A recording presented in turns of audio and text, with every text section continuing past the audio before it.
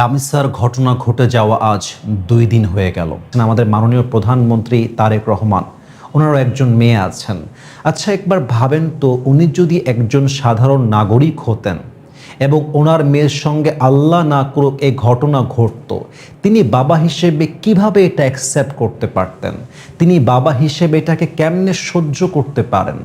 আচ্ছা, আপনি নিজেকে একবার এখানে দাঁড় করান তো রামিসার বাবার জায়গায়। যদি আপনার মেয়ের সঙ্গে আজকে এমন হতো, যদি আপনার মেয়ের গলাকে কেটে ফেলা হতো, যদি আপনার নিষ্পাপ বাচ্চাকে রেপ করা হতো, আপনি কি অ্যাকসেপ্ট করতে পারতেন? আমার বাচ্চার সঙ্গে যদি এটা কালকে হয়, এটা কি আমি অ্যাকসেপ্ট করতে পারবো? কেউ কি অ্যাকসেপ্ট করতে পারবে?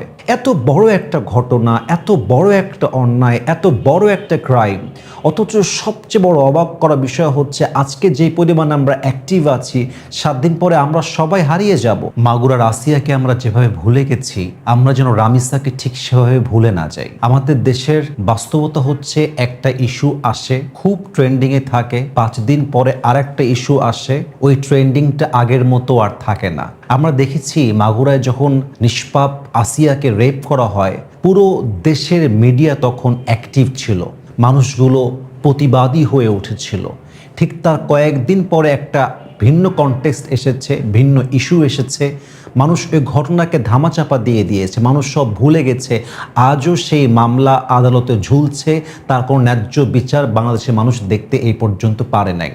নাও মাই কোয়েশ্চেন ইজ, রামিসার বাবা তিনি বলেছেন যে এ রাষ্ট্রের কাছে আমি বিচার চাই না, আপনারা বিচার করতে পারবেন না, কাইন্ড অফ চ্যালেঞ্জ তিনি ছুড়ে দিয়েছেন।